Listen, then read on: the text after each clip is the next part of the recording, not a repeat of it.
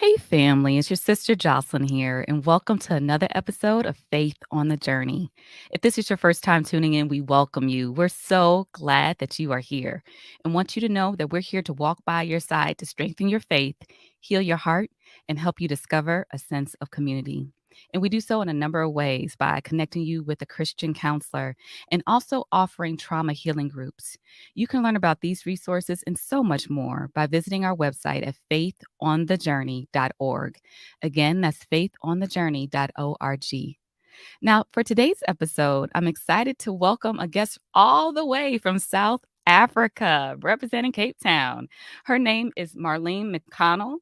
She is an author, speaker, podcast host. She's a self love teacher and a trauma survivor. And she's also the author of a book called Ray of Light. And so we are so excited to welcome her on the show to share her story and to encourage you. Welcome, Marlene. Thank you. Thank you so much for having me. How are you, Jocelyn? I'm doing great. I'm well, and I'm glad to have you on the show to share your testimony. And I think that's exactly where we're going to start is with your story.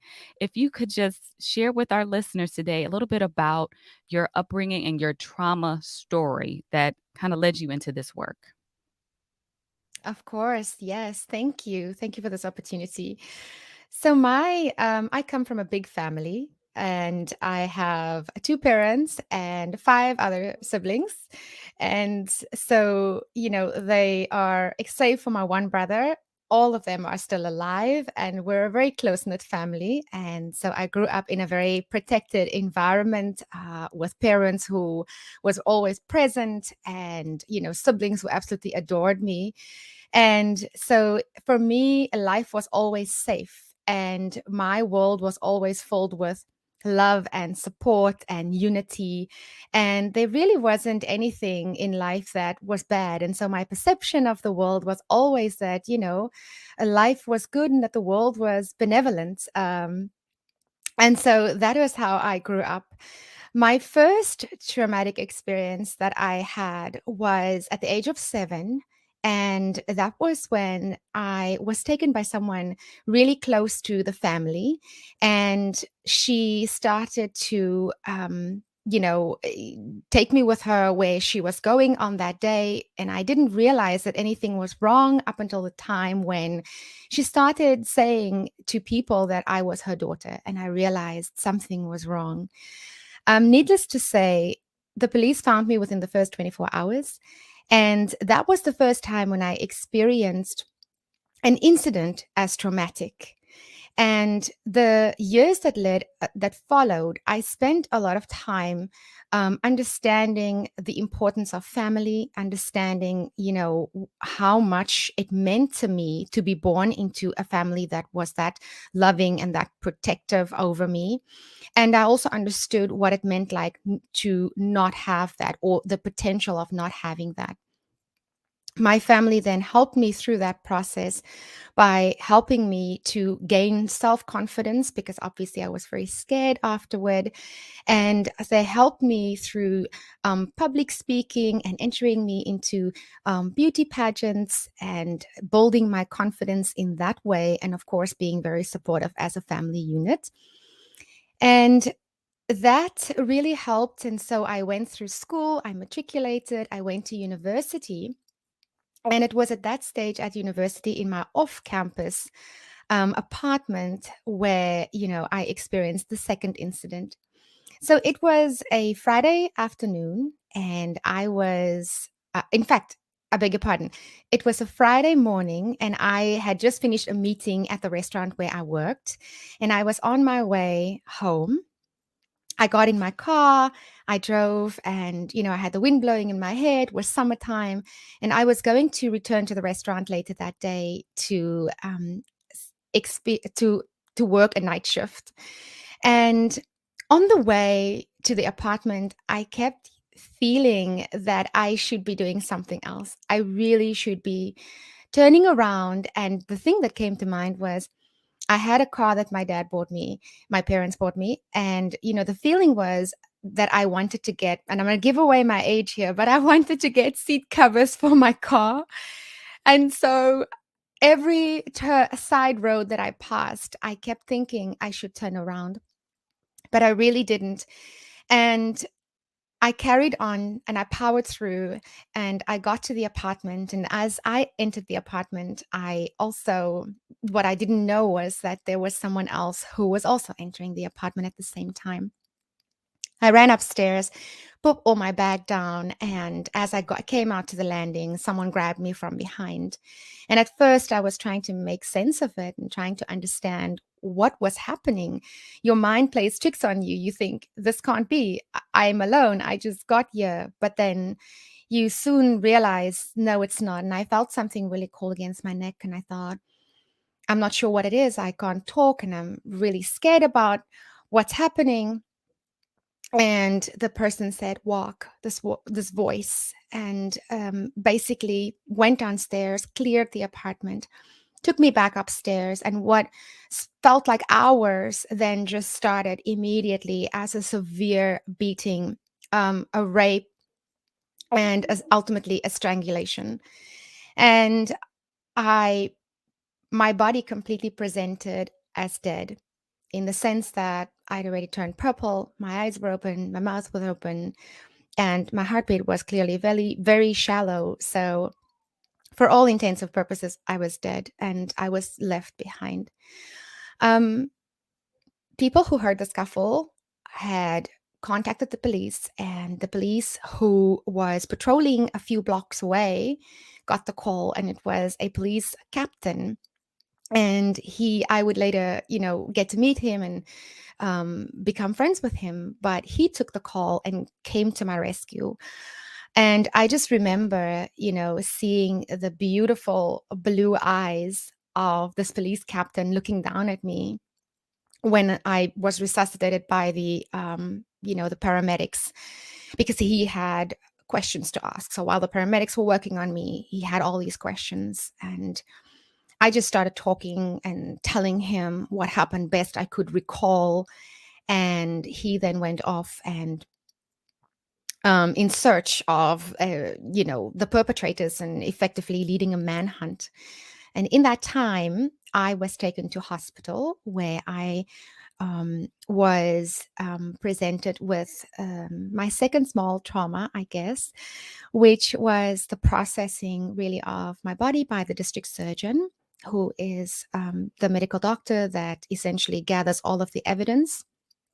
And that was an experience that, gave me, I guess, the second opportunity to again speak about the incident and the experience that was very traumatic, because I had to explain and answer all of the questions about the rape, the strangulation. And so it gave me an opportunity to, for a second time, speak and talk about it. While I was with the district surgeon, I remember hearing the voice that I spoke to earlier, the blue eyed man. And I heard him saying that 3 arrests have been made. And during that time, I remember thinking, thank goodness. But then he said, and they are also here because they also have to be processed. And I felt so scared and afraid. And I cooperated with the doctor, finished what we had to do, and they gave me medication. And I asked, what is the medication for? And they said, well, Marlene, this is in the event that you contracted HIV. And this medication is in the event that you contracted STD. And so we need you to take this medication, and you need to have HIV test in 2 weeks' time. And so I left the hospital with my family, having experienced an incident as traumatic, very traumatic, and another smaller incident as even more traumatic. And then I was transferred to, a different hospital, where I had in a private care with a full team of doctors, which included, the gynecologist, the psychologist, an ophthalmologist, a neurologist, and a ear, nose, and throat specialist. I I think that was it. And they really took care of me while I was in the hospital, and I stayed there for, I would say, about close to 2 weeks before I was discharged to go home into the care of my parents. Wow. Wow. I'm so sorry that you experienced that. And I'm Thank you. sure, yeah, I'm sure that journey of recovery was a long one.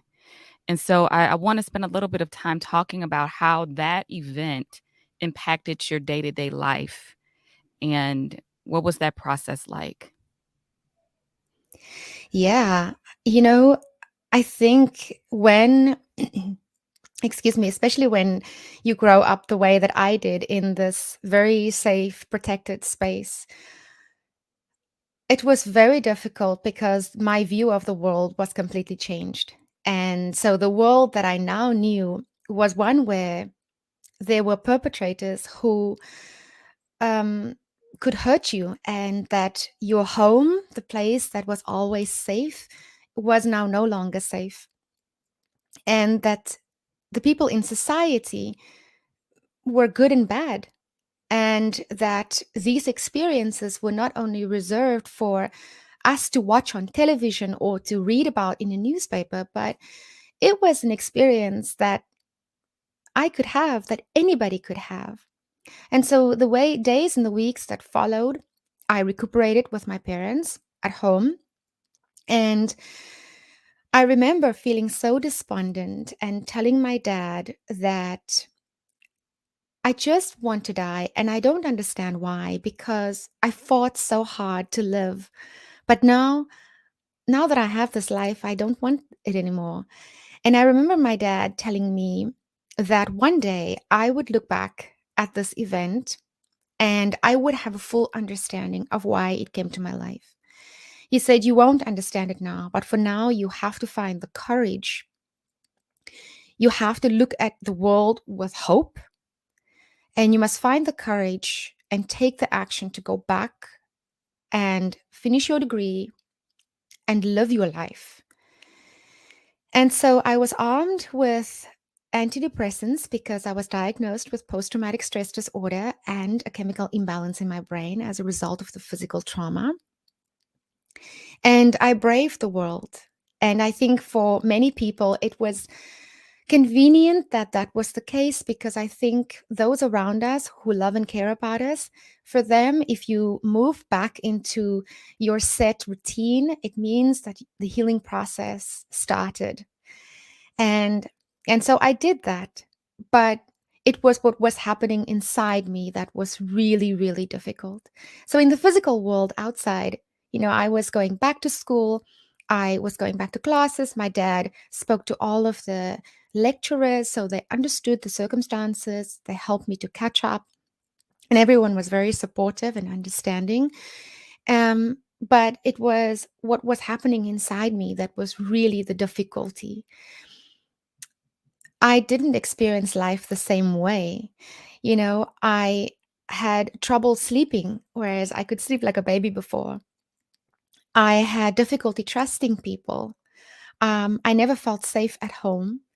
Even if I was in a room, wherever it may be, a lecture hall, or even when I started working, a boardroom or an office, I was always aware of the fact that someone could grab me from behind. So I was always so scared. I would always gravitate towards the edges of rooms, to make sure that I could feel protected. And so, from a physical perspective, I was emerging slowly from what seemed to be a life that was ripped away from me. But inside, I was really slowly dying and really struggling to cope. And I had help throughout the coping because I mentioned that I had a psychologist in the hospital. And so after I was discharged from the hospital, I continued seeing that psychologist. And I eventually had to transfer to a different psychologist to help me to really process the internal parts of me that was very, very broken. That's good that you had some support in terms of a psychiatrist working with you. And, just speaking of the internal dialogue, the internal struggle that you were going through, I think that sometimes people don't realize how strong that can be, how hard that can be for a person. And so, what was the process of really working through, pressing through the fear that you were dealing with day to day? What tools, what practices helped you in that? Yeah. So in the beginning, I worked with my psychologist, and it's the same psychologist that I still work with today. She was really good in helping me on the day-to-day things that I was struggling with, because when we think about a traumatic experience, we don't necessarily in therapy speak about the actual incident. Rather, we speak about the impact that the experience had on my life in the present day. And so that meant that I was really struggling to sleep. It meant that I had relived a lot of the experience. I didn't have memories in the early days. I only relived the experience every time I thought about it. I was very disconnected from the world. I pretty much went to a place inside me that I felt secure and safe. Um, I It was a very lonely place to be because I didn't feel like there were really people who understood. And as with many things, we can decide whether or not, because we have the choice, whether or not we actively pursue the healing journey, which wasn't what I was doing right in the beginning. Even though I was going to therapy, and I was talking about the day to day experiences and the challenges, and I was given tools on how to deal with it, including medication that could manage it. I still fell into just darkness. And, I really started to self loathe. I really started to not understand my worth. I wasn't very kind to myself. I became very angry about what had happened. I really despised the injustice of the situation. And I really let it fester so unchecked, to a point where it just became resentment, deep seated resentment. I would look at other people and their lives, and I would think, why do they get to just live happy lives? How do they get to just carry on with life? And I am stuck in this darkness. I was given this in life. So the resentment really ran quite deep, and it became part of my personality. It became part of who I was. I was also very unwilling to forgive.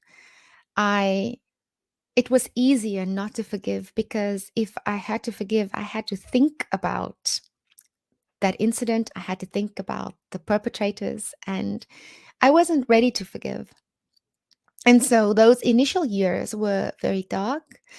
On a physical level, I didn't understand what was happening to my body because, as much as there is fear that I had to deal with, um, by showing my body, for example, that my home is safe.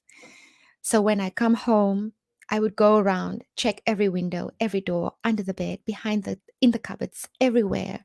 And then I would still, every 5 minutes, get up and redo it over and over and over again, showing my body that it was fine and that I was safe in my home. I also had to do that in a physical way because, as a sexual survivor, we also struggle because we don't understand what happens to our bodies. And so, a normal side effect of the sexual violence and the rape that I experienced was promiscuity. And so, again, I fell into a promiscuous behavior because I didn't understand what was happening to my body. All I knew was I had this deep sense that I needed to be in control and that I needed to be in charge and that I was going to be the one to let this happen. It was not going to happen to me again. And so my body at one point decided, that's enough. I'm not going to let you do this anymore. And so when I got to my gynecologist for a general checkup, my body did not cooperate and we couldn't do the exam. And he had the foresight, because he knew my history, to refer me to a sexologist. And so I worked with a sexologist and a psychologist. The sexologist mainly, she helped me to understand that promiscuity was a normal side effect of rape or any sexual violence. And she helped me to understand that there was not something wrong with me, but that I had endured something horrific and that my body was in fight and flight mode and my body was trying to make sense of it, and that my body was extremely scared, coupled with my mind that was um, that had this desperate need for control, and that I had to teach my mind and my body how to let go of the control and how to teach my body how to release the fear and accept sexual pleasure. And so the practices were physical as well as practices of in learning how to communicate effectively, whether it be in the bedroom, communicating effectively, having sexual education in order to know and understand what it is that I like, what it is that I need, and not to put myself in a position where someone can make me feel like I am a victim, but to really set boundaries in the bedroom, take back my power, and experience sexual power in a bedroom by expressing when I feel uncomfortable and having the vocabulary in order to communicate that effectively in order for me to experience sexual pleasure in my life. From a psychology perspective, we worked on how I could navigate life in a way that was more familiar to me, because the world seemed to be so incredibly unfamiliar. And so, the therapy really helped me to understand the outer world as well as my inner world. How I communicated with people, how to learn to trust people again, because I didn't really trust, how to have stable relationships within my family. I learned through therapy how to communicate with my family in order to allow them to understand how to treat me, because I think it's difficult sometimes for those around us, because they experience the second hand trauma when they have to deal with your trauma. And so I had to teach them how to interact with me, and whether or not they could speak to me about the event, and whether or not we could have a conversation, and whether or not that conversation was easy or safe for me to have. I also had to learn how to um, process my emotions. I had to learn to firstly identify what I felt, and when I felt it, I could put a name to it. So my vocabulary had to expand so that I could understand what emotions were and what feelings were and why I felt that way. And I also had to relate it back to where it came from. And in many instances in those early days, I didn't want to go back to where it came from, because it all came from this place of deep seated resentment that I had and anger about what had happened to me. And I also had to learn that forgiveness in my life was important, even though it came many years later. And it was very difficult, because it was so easy to just to be unwilling to forgive. But I took the opportunity when it was presented to me many years later at a self-love workshop. And, as the presenter started talking, she was saying to me, not only to me, but to the group. She was saying, all these different things about forgiveness. And the one that really resonated with me was my forgiveness. I mean, my resentment gives me, I beg your pardon, my resentment keeps me safe. And I thought about it and I wondered how I was going to forgive. And on that day, we had a exercise that we had to do. We had to write these letters to all of the villains in our lives. And I had several villains, and I had lots of feelings and emotions that needed to be poured out onto the page. But what I realized as I was writing, I realized that in that day, there were so many people whose lives changed. My life was forever changed. My family's life was forever changed. But so were the lives of the villains and their families.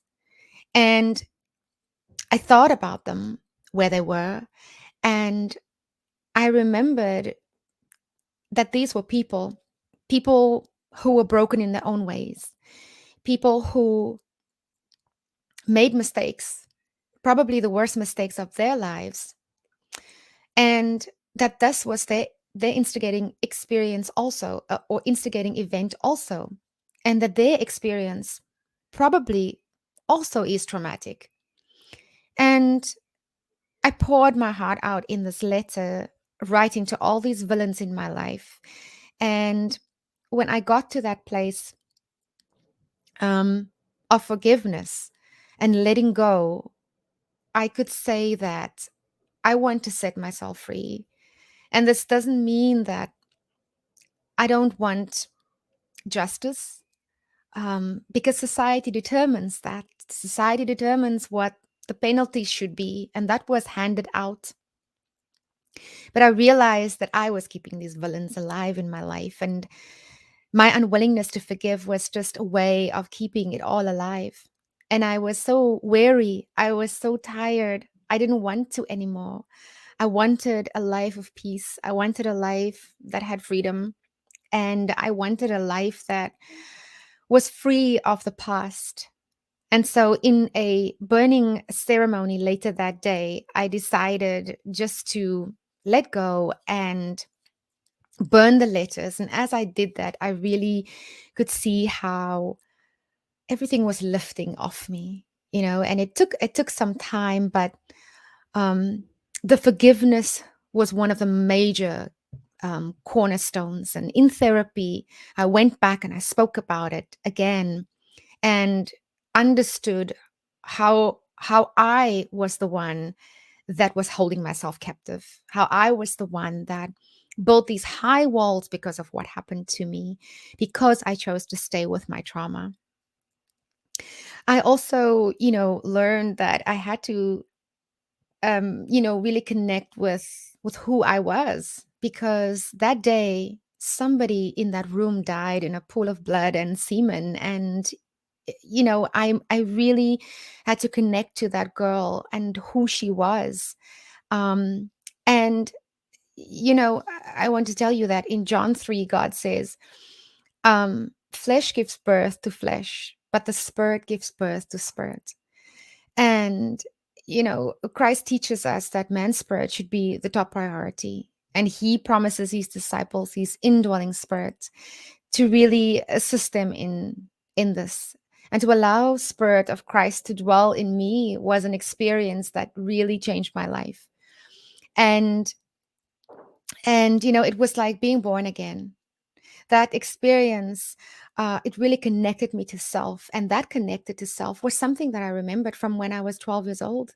It was, it was the voice that helped me when I was 7 years old, when this woman was about to leave me with someone, and I found the courage to run and jump over a big dog. Small child jumping over a big dog. No, it was the same. And I realized that connecting to the self, it really led me to God. It led me to a meaningful and a purposeful life. And it led me to that same intuition that told me, turn around, go buy the seat covers. It was exactly the same. It was exactly the same. And so I learned that, my religion was important in my life. It played a big role. God played a big role in my life, and I understood that God was almighty, and God was omnipotent, and that God knows best. I didn't have control over what happened to me, but God must know why it did. And I learned to really relinquish that control over things in my life and things that happen, because I only had the power of choice, but God was in control of my life. And so, outside of therapy, my prayers started really to become more intentional.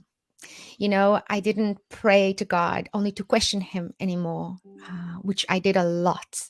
I questioned God's plan for me. I questioned um, whether God knew if what He was doing was the right thing, and and so once I connected to the self, once I connected to God, once I connected to the Holy Spirit inside me, I started to have conversations with God, and I started to speak to God in a way that was meaningful and a way that was faithful. And I constantly and always remind myself that God is a loving and a forgiving God, and you know his way is the right way, and that gives me a lot of comfort, to be able to just leave the darkness behind and really step into the light.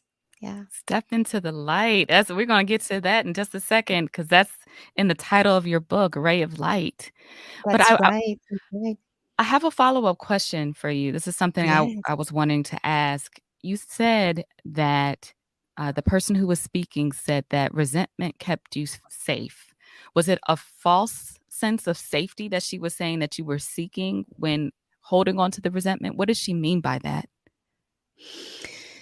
In I don't know what she meant, but what it meant to me was that I was comfortable with the feeling of anger and resentment, and I brought that into my life. I brought that into my personality. It was who I became. And all the decisions that I made from that place of resentment. So I chose subconsciously to stay with my trauma. And consciously, I made the decisions from that place. And this was reflected to me in my life. Our relationships always show us who we are. And at work, you know, I was that boss that made my assistant cry. I was that boss who, I would hear outside, no, don't go to office today. She's angry. She's in a bad mood. She is not in a good space. And in my romantic relationships, I had a partner who would tell me, Marlene, you are so angry. You're an angry girl. And that angry girl became an angry woman. And so it was always present and it was always reflected back to me. But that was how I coped. And that's what kept me safe. I coped by being angry and letting my anger fester unchecked until it just became deep seated resentment. And I had to break free from that. Yeah. I'm glad you broke free of that, and the process that you shared, I mean, obviously, your faith played a big role in helping you to rediscover that 7, 6-year-old girl that once was there, that inner voice, your authentic self, and so I'm really glad that God led you in that way, so that now Mhm. you are actually helping other people in a number of different ways who are trauma survivors, and I want Yes, to transition to that, and there's so many other elements of your story we can't even talk about right now, but in terms of the work that you're doing now, you have a podcast yourself, I and do. you interview different trauma survivors around their story. I would love to know what are some of the lessons, that you've learned from interviewing trauma survivors, and also feel free to share the name of your podcast. Oh, okay. Thank you. So my podcast is called Surviving Trauma Stories of Hope. And um, it is a podcast that basically stays true to its name. I interview survivors of traumatic experiences, and I share some tips on how to deal with your experiences following trauma by interviewing experts, and getting some information to share with those who are not fortunate enough the way I was. I had parents who could afford private medical cover and who could afford all of these doctors that helped me. But there are so many people who can't afford that. And there are ways that they can access medical help through the public system here in South Africa. But there are other ways and means that can help them. And I hope that my podcast can do that. So, when I think about the lessons, and on my podcast, I've had so many incredible people that I've spoken to, but the ones who come to mind is Rosalind Pistilli.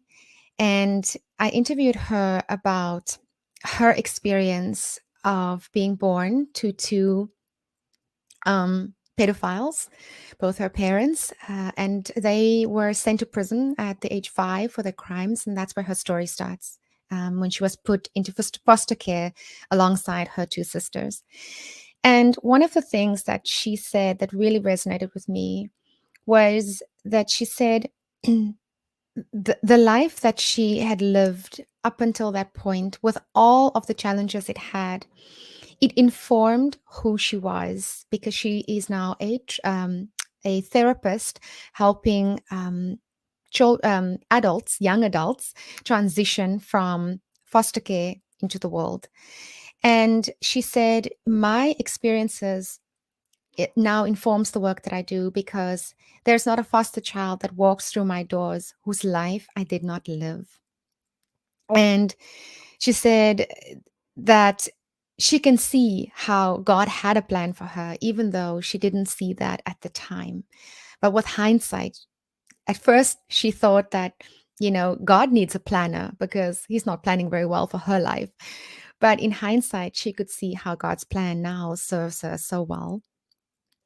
Um, just today, I released a podcast interview with a wonderful person, Dorsey Ross. He was born with a birth defect, and there was no hope for him in his life. According to the doctors, they told his parents to put him in an institution. And his parents had tremendous faith in God, and they decided that God must have a good plan for Dorsey's life if he had given him to them. And so they took this baby home and they gave him the best life that they could, and they treated him as if he didn't have a birth defect. And that's how he grew up in a safe environment at home. And his life went on because, world outside was so cruel. But he went on to achieve so much in his life, including graduating with a degree in youth ministry. And he started his own ministry, and he serves all around the United States. And his story was incredible, because when I asked him, what advice do you have for someone who wants to give up? He said, just keep going. He said, when I thought I couldn't go anymore, God reminded me he had a purpose for my life.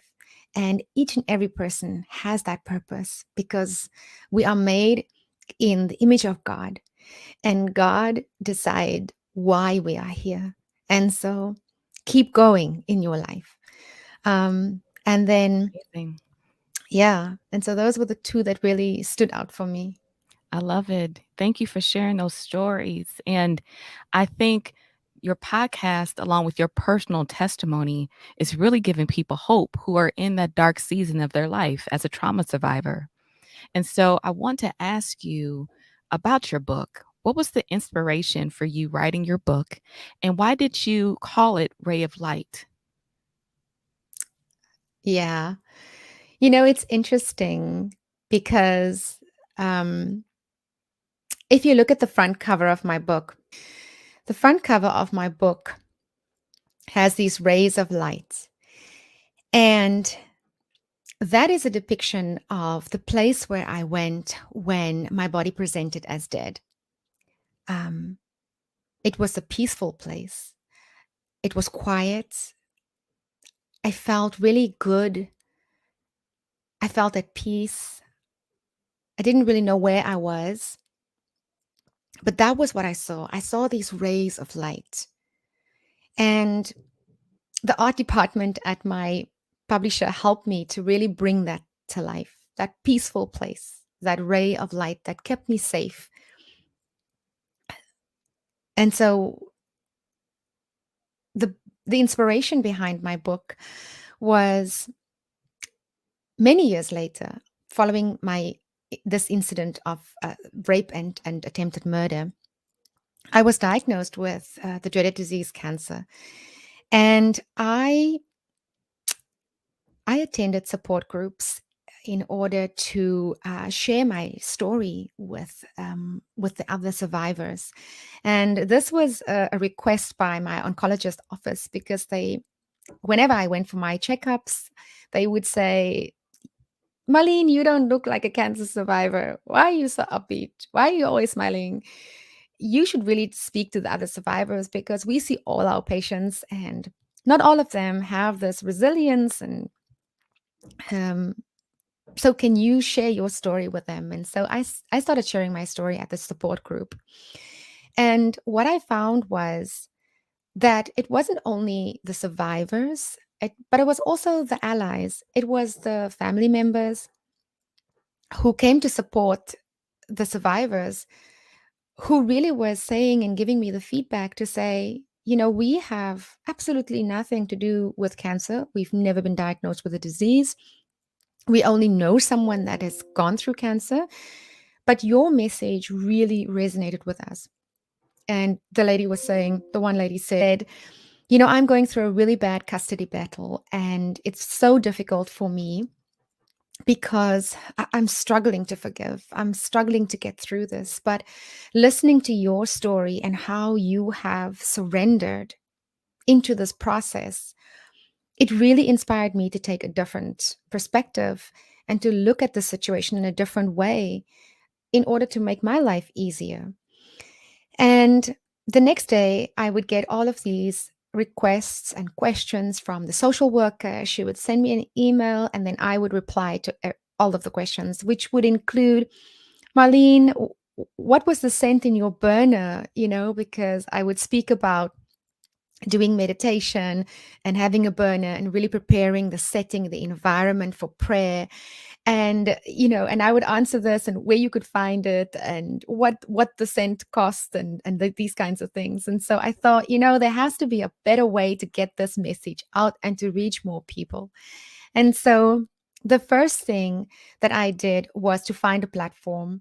And as I mentioned before, my parents, when I was younger, they entered me into beauty competitions. So I was comfortable behind a microphone. I was comfortable speaking publicly. I was comfortable on a stage. And so I thought, okay, out of all the platforms, I think a podcast is the best suited for the message that I want to get out there. And so I decided to start the podcast. And the feeling that I had that really drove me was own your journey. And that was a pivotal point in my own healing process because it meant that I was now saying the words that used to be just in my mind and the words that were now only in my therapy sessions, I was now saying them out loud. And I was putting them into the darkness of the abyss that we call the internet. But at the same time, I was also sharing that message of owning my journey and having the courage to speak up with others out there. And so once the podcast was up and running, I decided I have to find another medium that would get the message out. And I thought, I should put this in a book. And so I decided to write this book, and I told my best friend, and she said, "Oh, I'm glad you're finally doing it." And I said, "What do you mean?" And she said, "Well, after your first cancer surgery, when you came out of theater, my husband and I, we were right there at the theater door. They brought you out of recovery.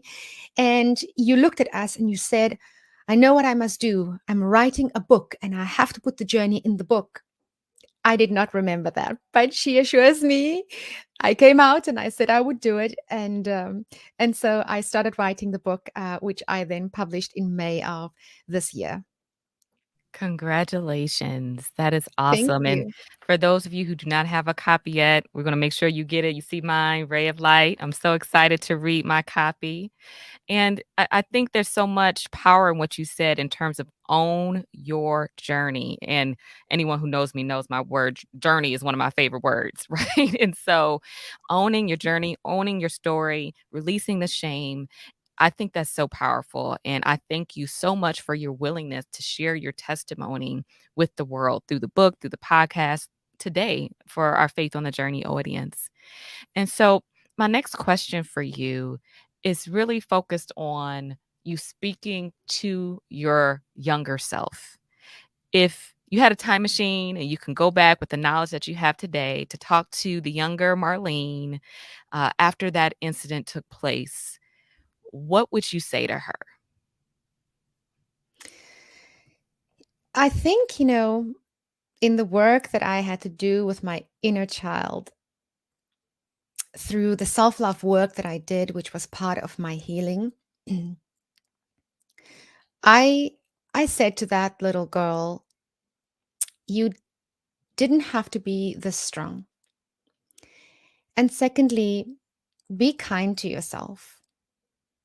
Be gentle, because when we practice self-compassion, our life becomes easier. Our life becomes more in flow. It's not such a struggle.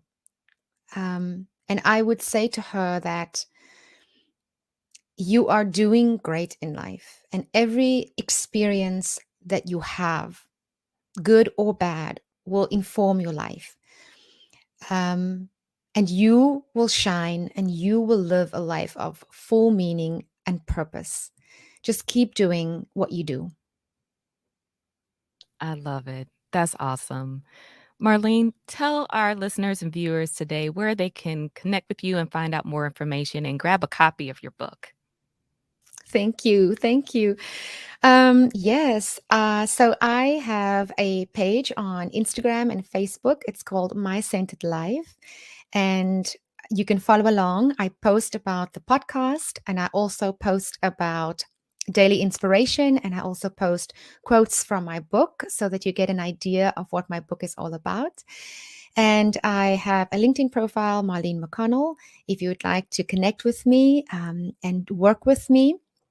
And hopefully, I will have my website up soon. And you are more than welcome to download on my website a free meditation that I have prepared for you, and also some free daily prompts in order to help you either in the morning or in the evening. Just to journal and get everything out, get some perspective for the day, and a nice meditation to help you to relax for the evening. Yeah. That's awesome. Thank you, Marlene, for sharing your story, for being so bold to step out and not only focus on your own healing, but help others to heal too. You were an amazing guest on the show today, and I just thank you for blessing us. Thank you so much, Jocelyn. It's been wonderful being here. I love the work that you do, helping churches become more trauma informed. We need that. That's a conversation that we need to have, and it's one that we need to even broaden into the workplaces. And because I believe that if we are better people, we can be better at the things that we do, and our lives won't be so much of a struggle. And so I'm so glad for the earth angels like you was out there doing this work and really serving humanity. Um, and yeah, thank you so much. Thank you, Marlene. Thank you again for your time and sharing your story. And thank you all for tuning into this episode of Faith on the Journey. I hope it was a blessing to you. I surely was encouraged by Marlene's story. And if you know of someone who's a trauma survivor, first, I encourage you to share this episode and also check out Marlene's podcast, where you can hear stories of other trauma survivors on their healing journey. We share in these stories to encourage you, and there's so much power in owning our journey. So please take that message with you. And if you're a fan of today's episode, be sure to subscribe, leave a 5-star review, and check out all of our healing resources on our website at faithonthejourney.org. Again, that is faithonthejourney.org. So that's it for this week, everyone. Until next time, you stay blessed and keep your faith on the journey.